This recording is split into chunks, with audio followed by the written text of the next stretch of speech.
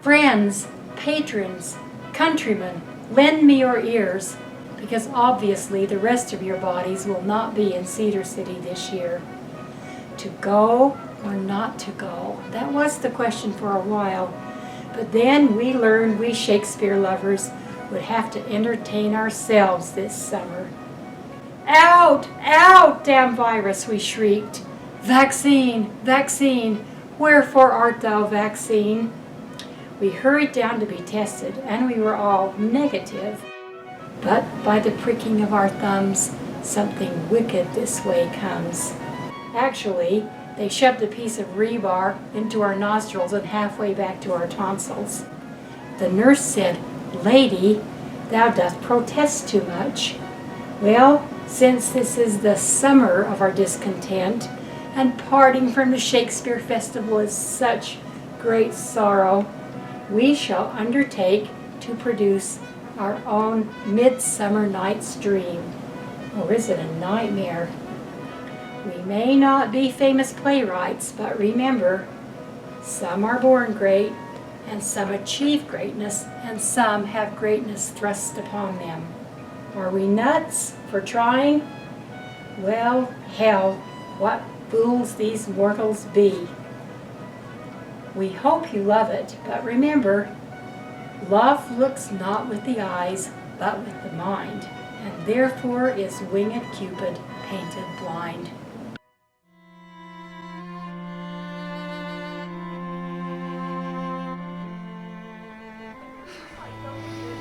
Full of vexation come I with complaint against my child, my daughter, Hermia.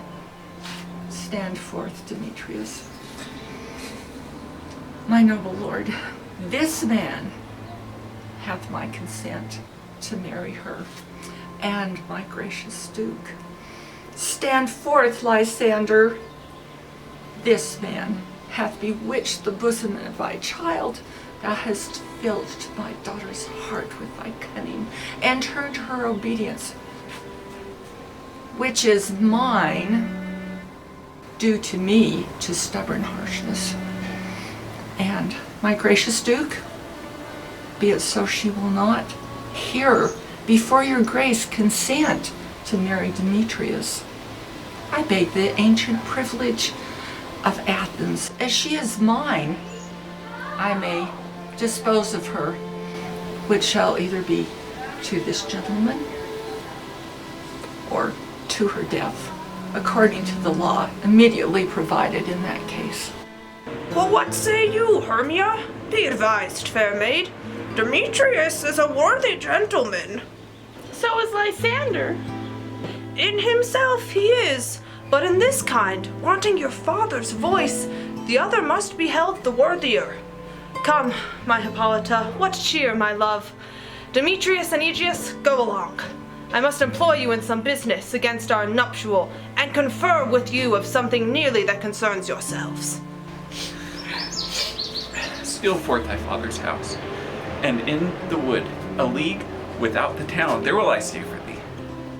My good Lysander, tomorrow truly will I meet thee.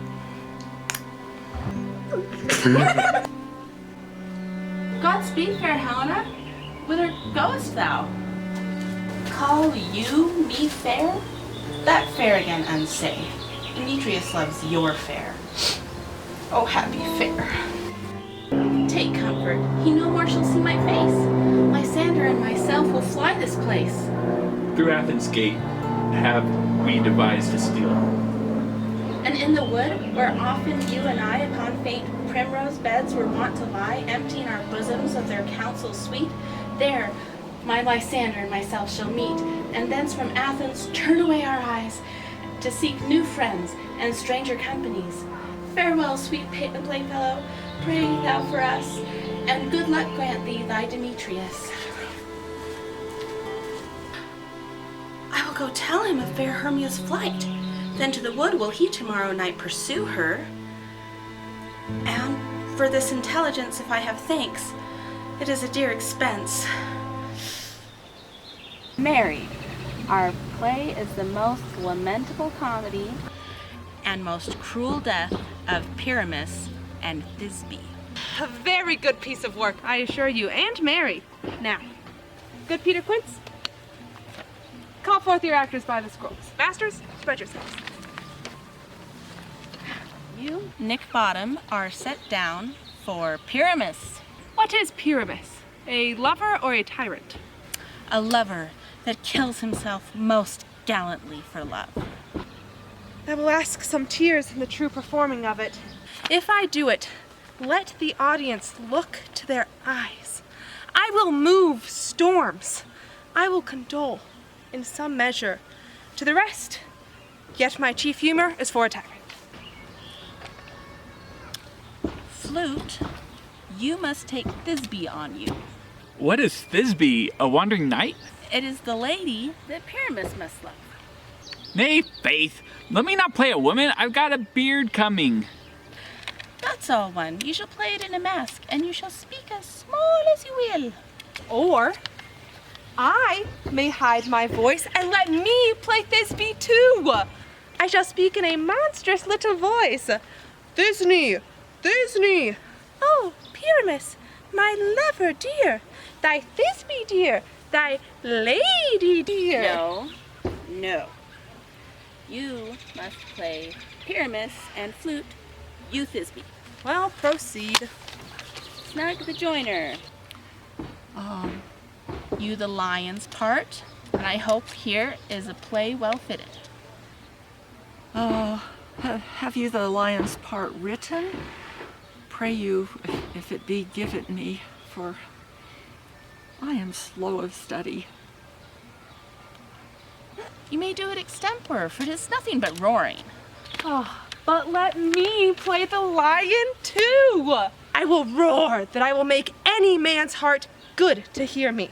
I will roar that I will make the Duke say, let him roar again.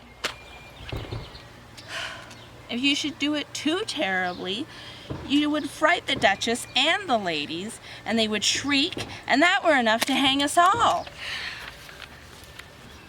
That would hang us every mother's son. I grant you, friends, if you should fright the ladies out of their wits, they would have no more discretion but to hang us. But I will aggravate my voice, so that I will roar you as gentle as any suckling dove. I will roar you and twirl a nightingale. You can play no part but Pyramus.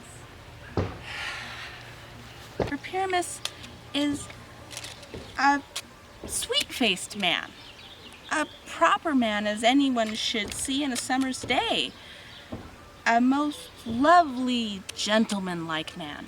Therefore, you must needs play Pyramus. But masters, here are your parts, and I am to entreat you, request you, desire you to con them by tomorrow night, and meet in the palace wood a mile without the town by moonlight.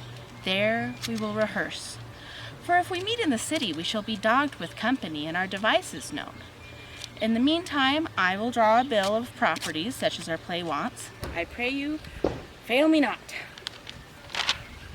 We will meet, and there may we rehearse most obscenely and courageously. Take pains. Be perfect. Adieu. At the Duke's Oak we meet.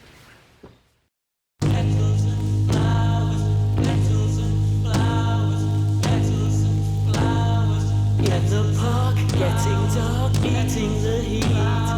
There's an eye in the sky, melting your feet. You see a chick who starts to nick the petals and flowers. She starts to joke and then provoke the dance through the hours. It's all down to a midsummer night's scene. It's all down to a Shakespearean dream.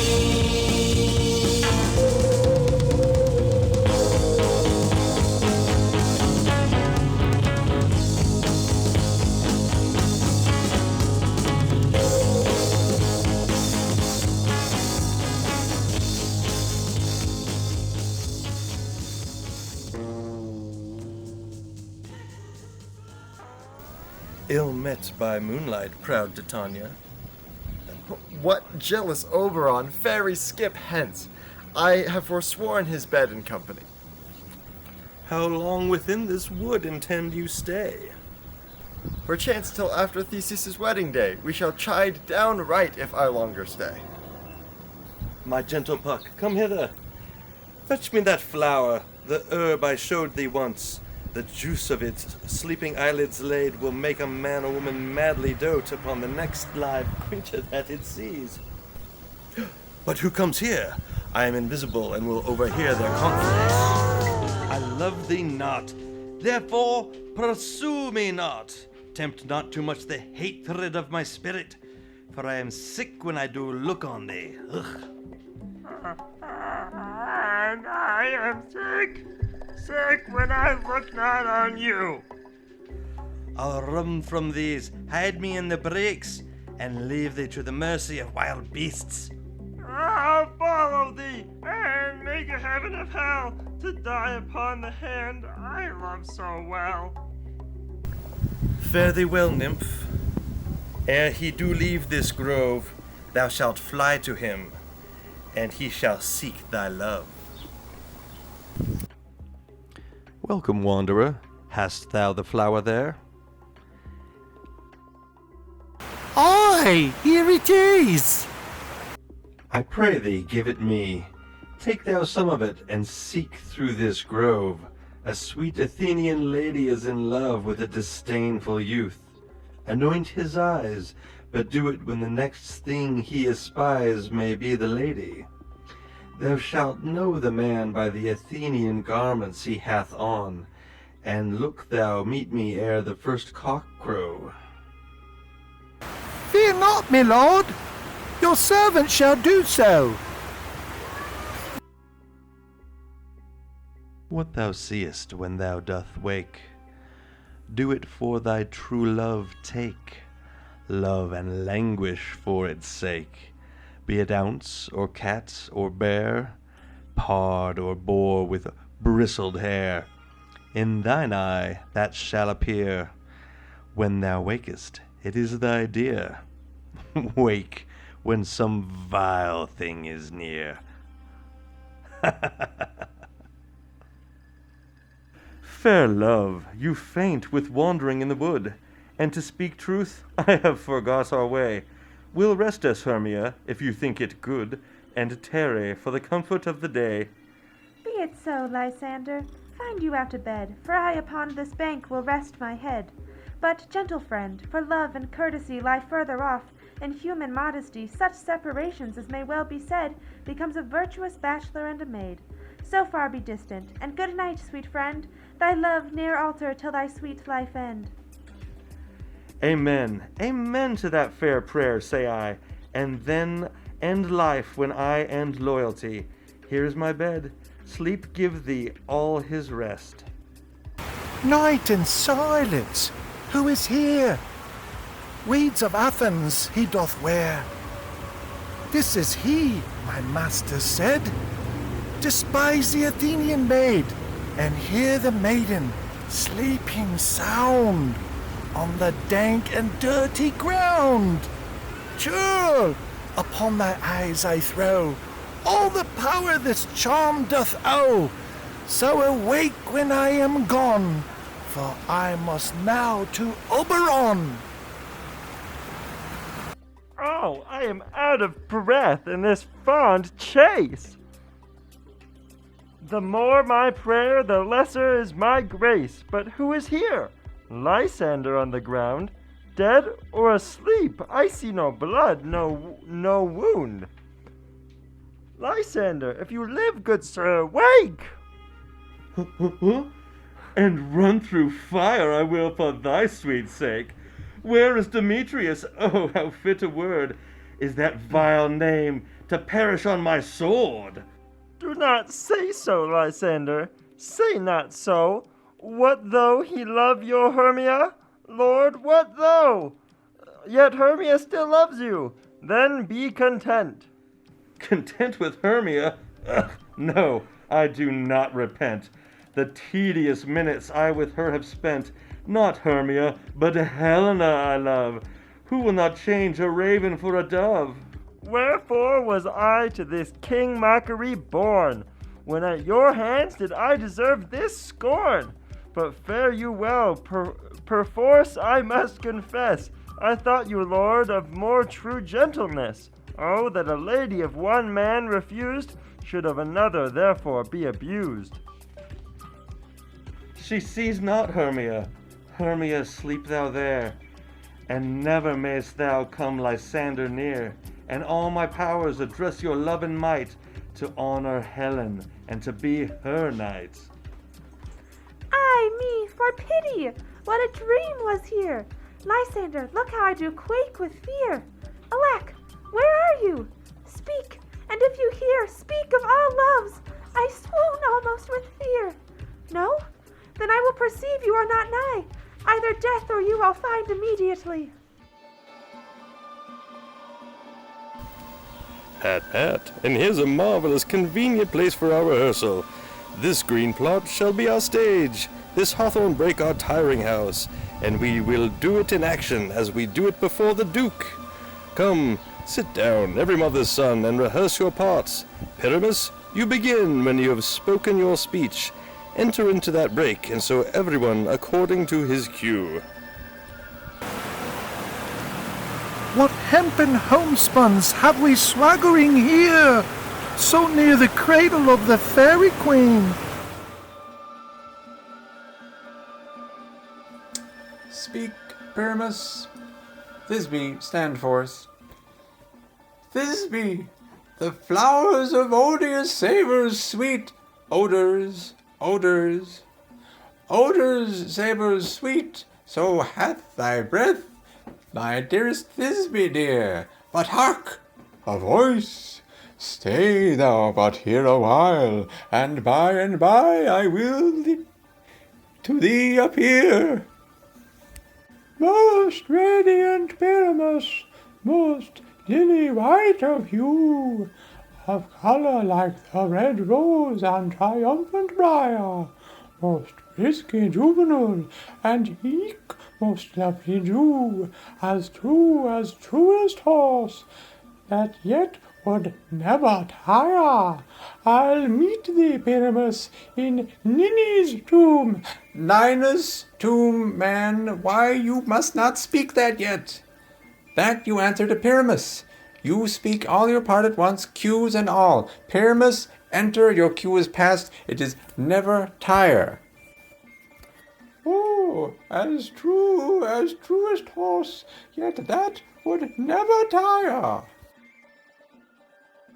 If I were fair, Thisbe, I were only thine. Oh, monstrous, oh, strange, we are haunted. Pray, masters, fly, masters, help! Whoa! Why do they run away? I see their knavery. This is to make an ass of me, to fright me, if they could, but I will not stir from this place, do what they can. I will walk up and down here, and I will sing that they shall hear I am not afraid. The owl so cock, so black of hue, with Ton's tawny bill, the throstle with his note so true, the wren with little quill, the finch, the sparrow, and the lark. What angel wakes me from my flowery bed? Gray, whose note full many a man doth mark, and dares not answer nay. I pray thee, gentle mortal, sing again. Mine ear is much enamored of thy note. So is my eye enthralled to thy shape, and thy fair virtues force perforce doth move me on the first view to say, to swear, I love thee. Methinks, mistress, thou should have little reason for that. And yet, to say the truth, reason and love keep little company together nowadays. Oh, thou art as wise as thou art beautiful. Not so, neither, but if I had wit enough to get out of this wood, I have enough to serve mine own turn. Out of this wood, do not desire to go. Thou shalt remain here, whether thou wilt or no. I am a spirit of no common rate. The summer still doth tend upon my state, and I do love thee, therefore go with me. I'll give thee fairies to attend on thee, and they shall fetch thee jewels from the deep, and sing whilst thou on pressed flowers dost sleep. Where shall we go? Come, wait upon him, lead him to my bower. The moon, methinks, looks with a watery eye, and when she weeps, weeps every little flower, lamenting some enforced chastity. Tie up my love's tongue, bring him silently. I wonder if Titania be awaked, then what it was that next came in her eye, which she must dote on in extremity. Here comes my messenger. How now, mad spirit, what night rule now about this haunted grove? My mistress with a monster is in love. Near to her close and consecrated bower, while she was in her dull and sleeping hour, a crew of patches, rude mechanicals that work for bread upon Athenian stalls, were met together to rehearse a play intended for great Theseus' nuptial day. The shallowest thick skin of that barren sort who Pyramus presented in their sport forsook his scene and entered in a break, when I did him at this advantage take. An ass's knoll I fixed on his head, when in that moment, so it came to pass, Titania waked and straightway loved an ass. Ha ha! This falls out better than I could devise. But hast thou yet latched the Athenian's eyes with the love juice as I did bid thee do? I took him sleeping, that is finished too, and the Athenian woman by his side, that when he waked, of force she must be eyed. Stand close, this is the same Athenian. This is the woman, but not this the man. Oh, why rebuke him that loves you so? Lay breath so bitter on your bitter foe. It cannot be but thou hast murdered him. So should a murderer look, so dead, so grim. So should the murdered look, and so should I, pierced through the heart with your stern cruelty. Yet you, the murderer, look as bright, as clear as yonder Venus in her glimmering sphere. What's this to my Lysander? Where is he? O good Demetrius, wilt thou give him me? I had rather give his carcass to my hounds. Out, dog! Out, cur! Thou drivest me past the bounds of maiden's patience! Hast thou slain him then? Henceforth be never numbered among men. Oh, what's tell true, even for my sake, durst thou have looked upon him being awake? And hast thou killed him sleeping? Oh, brave touch! Could not a worm, an adder do so much? An adder did it, for with doubler tongue, then die thou serpent, never adder stung. You spend your passion on a besprissed mood. I am not guilty of Lysander's blood, nor is he dead, for aught I can tell. I pray thee, tell me then that he is well. And if I could, what should I get there for?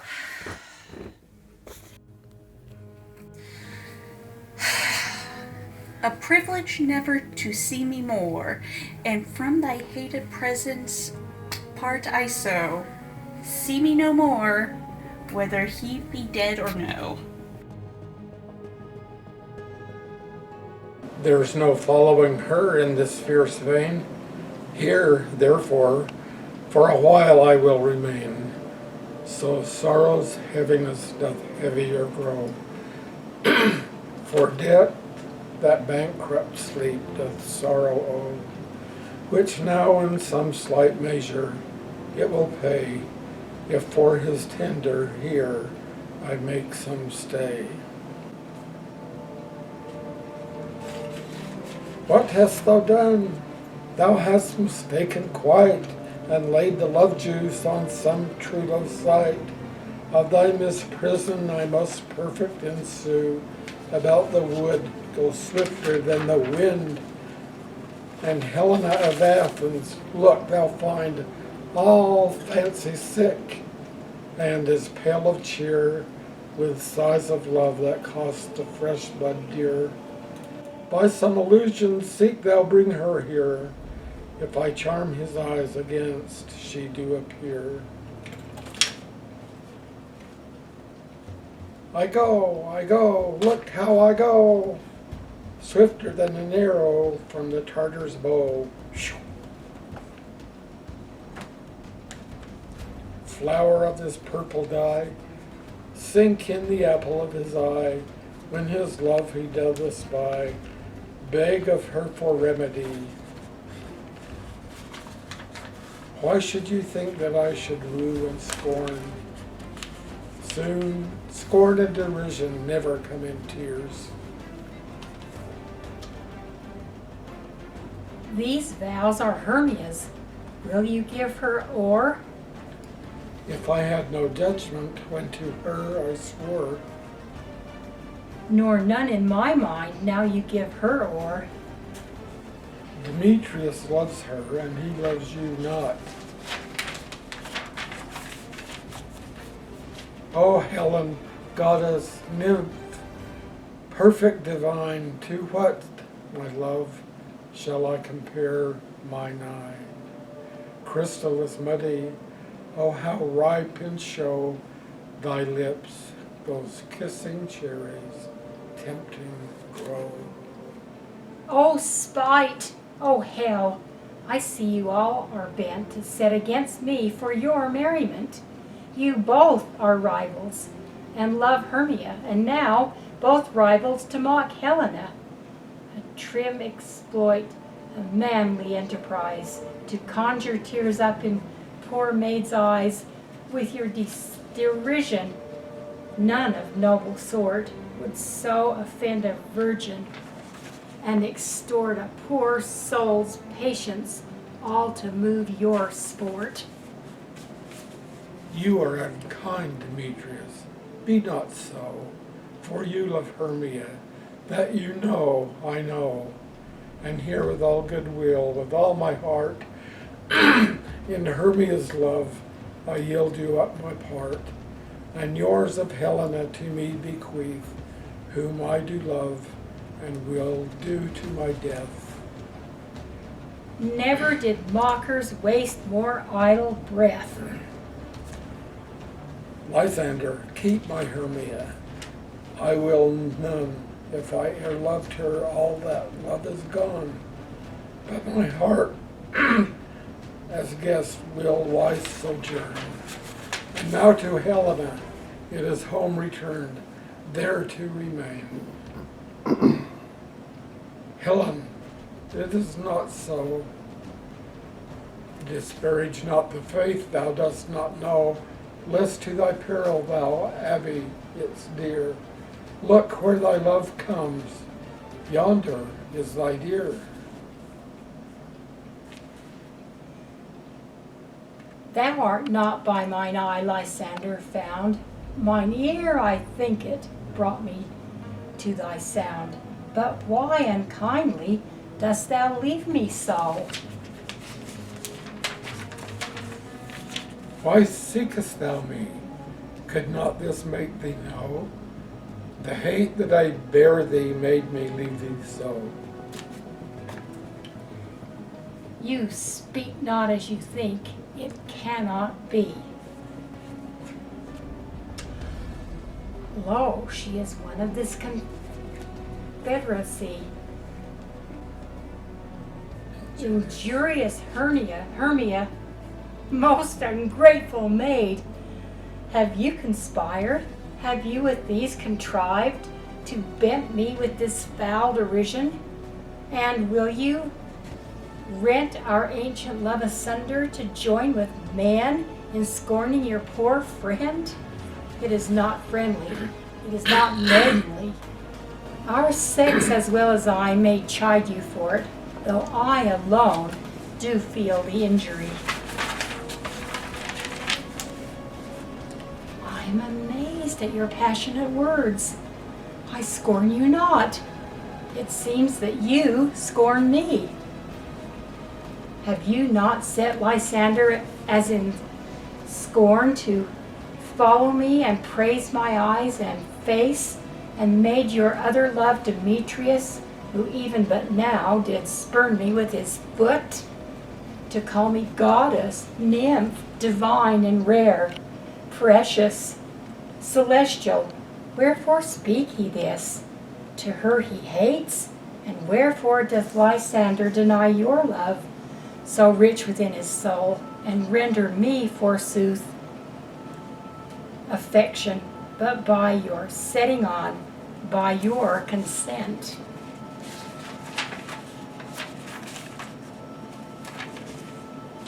I understand not what you mean by this. I do. Persevere, counterfeit sad looks, make mouths upon me when I turn my back, wink at each other, hold the sweet jest up, but fare thee well, 'tis partly my own fault, which death or absence soon shall remedy. Stay, stay, gentle Helena, hear my excuse. My love, my life, my soul, fair Helena. Oh, excellent. Sweet, do not scorn her so.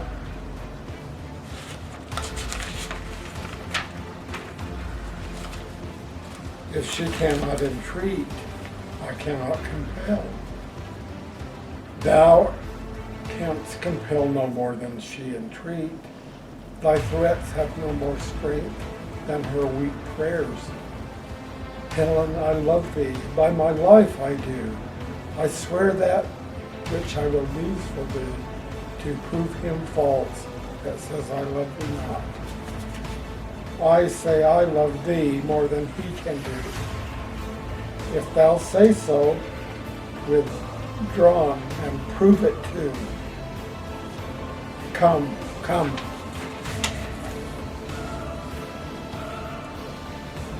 Lysander, whereto tends all this? No, he will seem to break loose, take on as you would follow, but yet come not you, or a tame man. Go, hang off, thou cat, thou bird, vile thing let loose, or I will shake thee from me like a serpent. Why are you grown so rude? What change is this, sweet love? Am I not Hermia? Are you not Lysander? I am as fair now as I was erewhile. Since night you loved me, yet since night you left me. Why then you left me? Oh, the gods forbid! In earnest shall I say. Aye, by my life, and never did desire to see thee more. Therefore be out of doubt, of hope, of question, of hope, of doubt. Be certain nothing is truer. I do not jest, har, har, har, that I do hate thee and love Helena. Oh me, you juggler, you canker blossom, you thief of love. What, have you come by night and stolen my love's heart from him? Fie, fie, you counterfeit, you puppet, you. Puppet? Why so? Aye, that way goes the game. Now I perceive that she hath made compare between our statures. She has urged her height, and with her personage, her tall personage, her height forsooth, she hath prevailed with him. And are you grown so high in his esteem because I am so dwarfish and so low? Hollow am I, thou painted maypole? Speak, hollow am I? I am not yet so low but that my nails can reach unto thine eyes. I pray you, thou you mock me, gentlemen, let her not strike me. You perhaps may think because she is something lower than myself that I can match her. Hark again! Oh, when she is angry, she is keen and shrewd. She was a vixen when she went to school, and though she be but little, she is fierce. Little again? Nothing but low and little? Why will you suffer her to flout me thus? Let me come to her.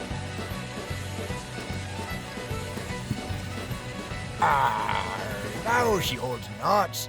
Now follow, if thou darest, to try who is right, of thine or mine is most in Helena. follow?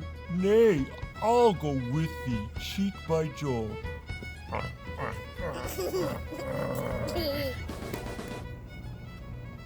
You mistress, all this coil is long of you. Nay, go not back. I will not trust you. I no longer stay in your cursed company. Your hands than mine are quicker for a fray. My legs are longer, though, to run away. I am amazed and know not what to say.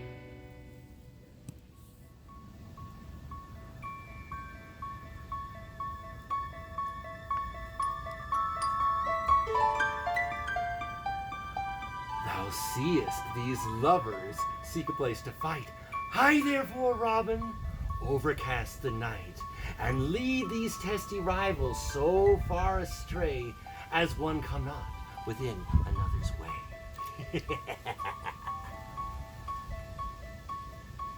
Up and down, I will make them up and down. Here comes one.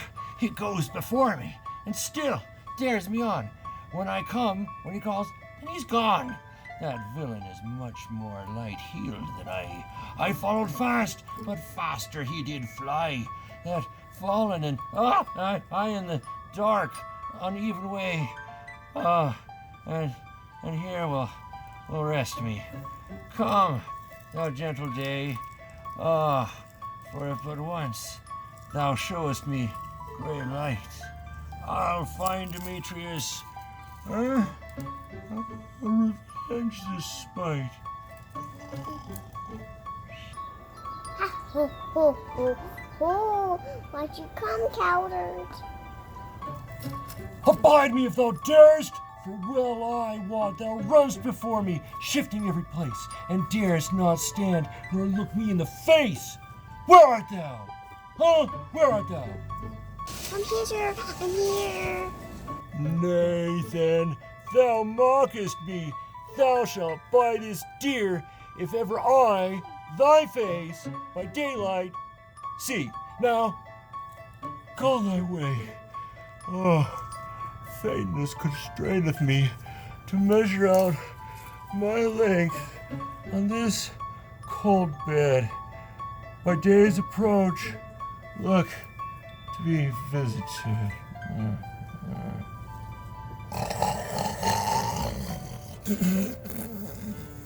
O weary night, O long and tedious night, abate thy hours.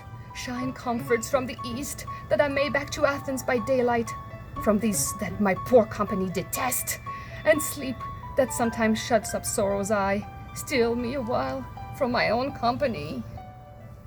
Yet but free, come on more. Two cups makes a four. Here will I rest till the break of day. Heaven's shield Lysander, if they mean a fray.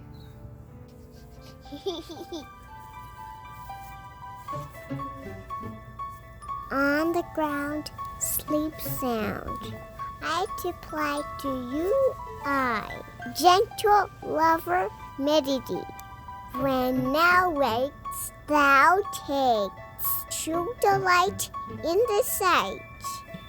For a lady's eye, you have chill. That shall go ill. I shall be well.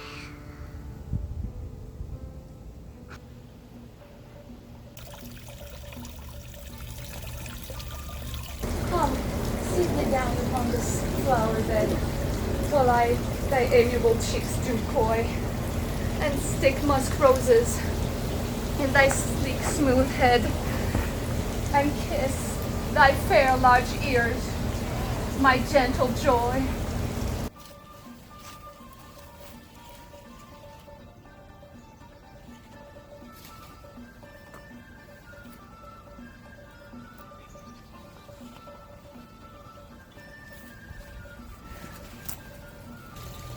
Where's Peas Blossom?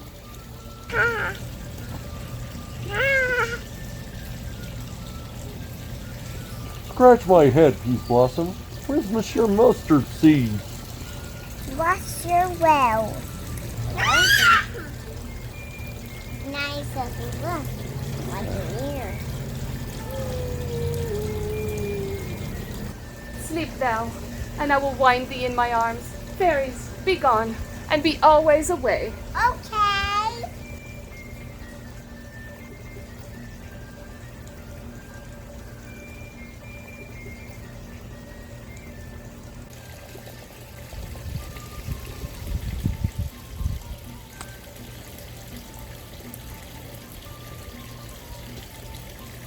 Oh, how I love thee, how I dote on thee.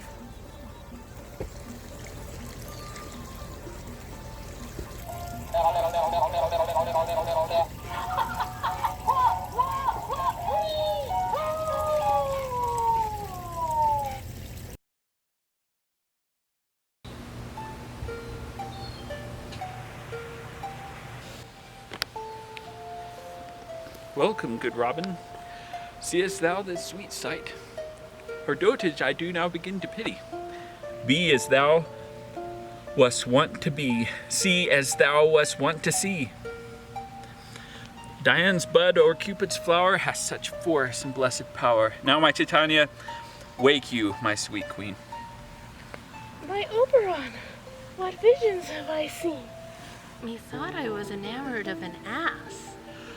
There lies your love. How came these things to pass? Oh, mine eyes do loathe his visage now. Silence a while. Robin, take off this head. Now, when thou wakest, with thine own fool's eyes peep. Come, my lord, and in our flight, tell me how it came this night that I sleeping here was found with these mortals on the ground. Okay. My lord, this is my daughter here asleep. And this Lysander, this Demetrius is this Helena, old Nader's Helena. I wonder at their being here together. Go, bid the huntsmen, wake them with their horns.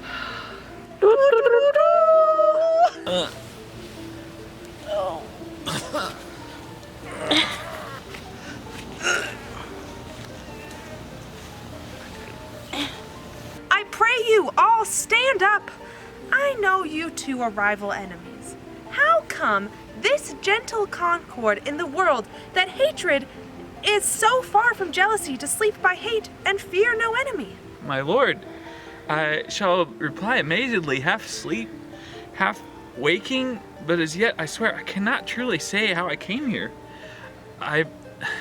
But as I think, for I truly would I speak, and now I do bethink me, so it is. I came with Hermia hither, and our intent was to be gone from Athens, where we might be without the peril of Athenian law.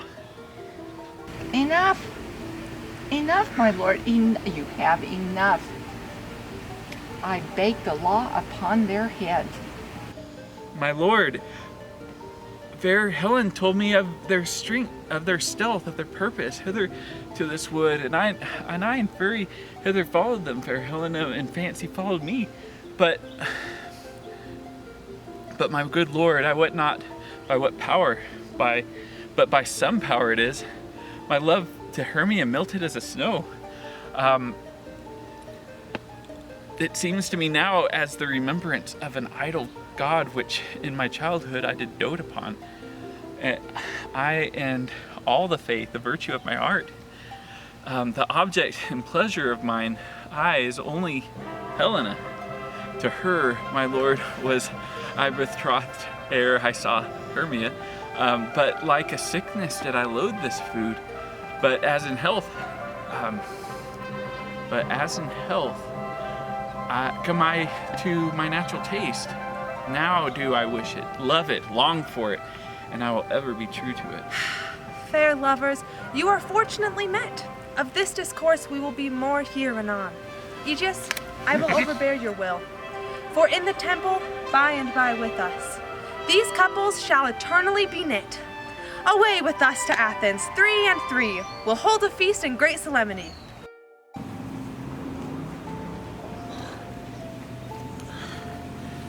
I have had a most rare vision. I have had a dream. past the wit of man to say what dream it was. I will get Peter Quince to write a ballad of this dream. It shall be called Bottom's Dream, because it hath no bottom. And I will sing it in the latter end of the play before the Duke. Peradventure, to make it more gracious, I shall sing it at her death.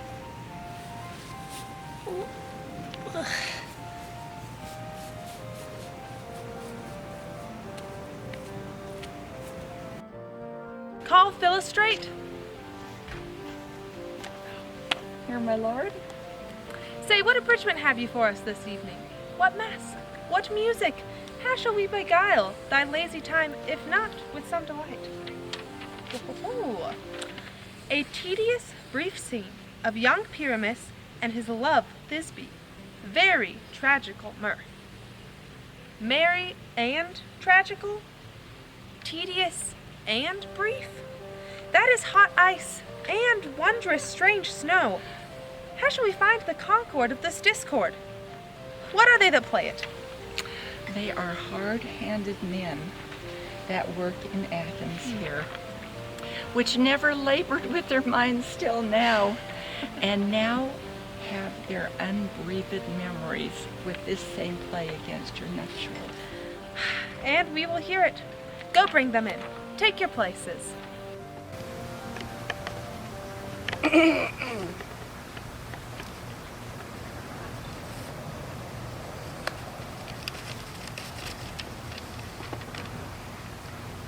If we offend, it is with our good will, that you should think we come not to offend, but with good will. To show our simple skill, that is the true beginning of our end. Consider then, we come but in despite. We do not come as minding to content you. Our true intent is all for your delight. We are not here that you should repent you. The actors are at hand, and by their show you shall know all that you are like to know.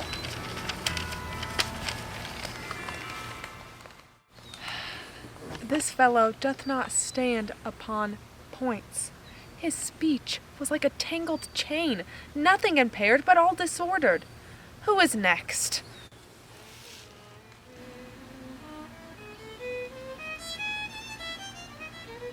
This same interlude it doth befall, that I, one snout, present a wall. Oh, grim looked night! Oh, night with hue so black! Oh, night, whichever art when day is not! Oh, night! Oh, night! Alack! Alack! Alack! I fear my Thisbe's promise is forgot, and thou, oh wall, oh sweet, oh lovely wall that standest between her father's ground and mine, thou wall, oh sweet and lovely wall, show me thy chink to blink through with mine eye.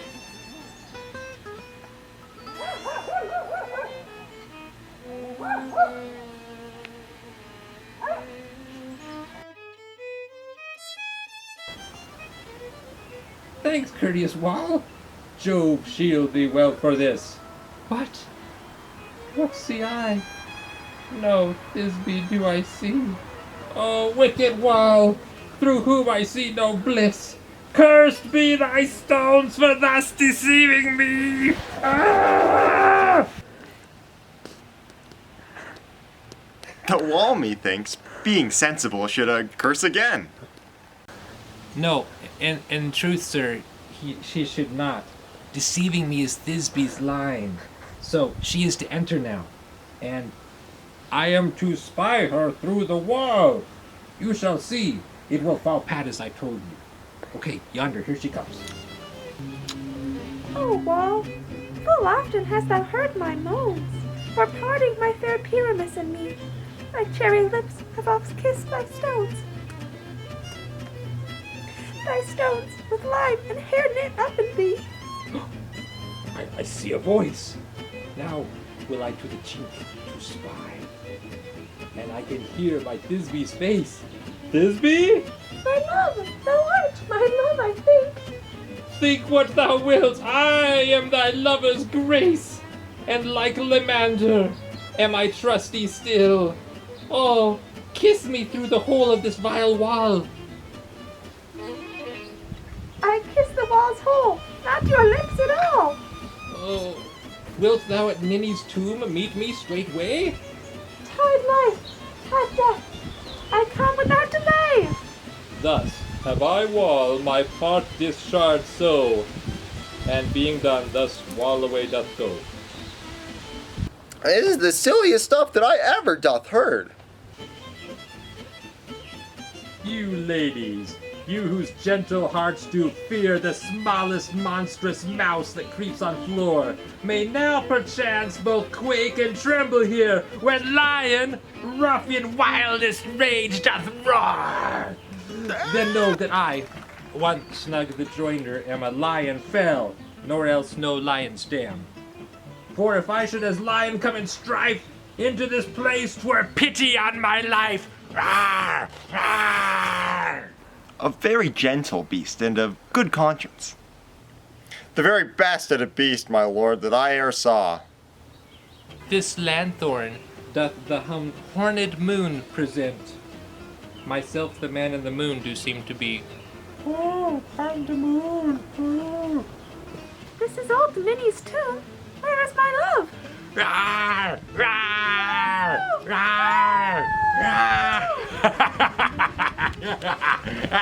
Well roared, lion. Well run, Thisbe. Well shown, moon. Truly the moon shines with a good grace. Sweet moon, I thank thee for thy sunny beams. I thank thee, moon, for shining now so bright, for by thy gracious, golden, glittering gleams, I trust to take of truest Thisbe sight. But stay, O spite, but mark good night thy mantle good. What? Stained with blood? Beshrew my heart, but I pity the man. Oh, wherefore, nature, didst thou lion's frame, since lion vile hath here deflowered my dear, which is, which was the fairest dame that lived, that loved, that liked, that looked with cheer. Come, 'tis confound, out sword, and wound the pap of Pyramus. Aye, that left pap where heart doth harp. Thus die I, thus.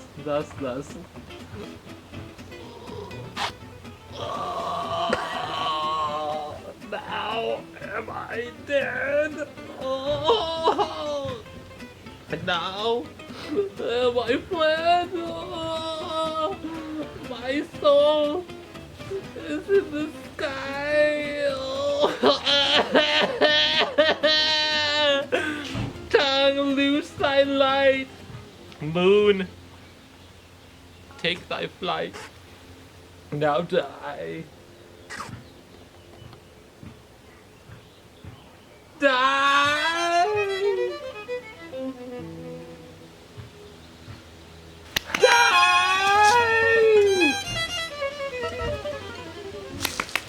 Die!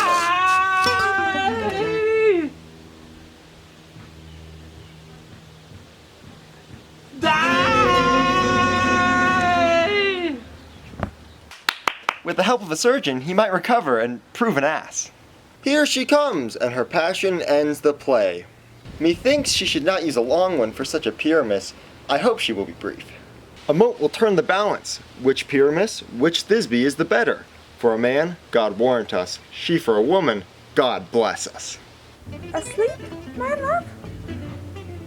What, dead, my dove? Oh, Pyramus, arise! Speak, speak! Quite dumb? Dead, and two must cover thy sweet eyes. Tongue, not a word. Come, trusty sword. Come, blade, my breast imbrue. and farewell, friends. Thus this ends. Adieu, adieu, adieu.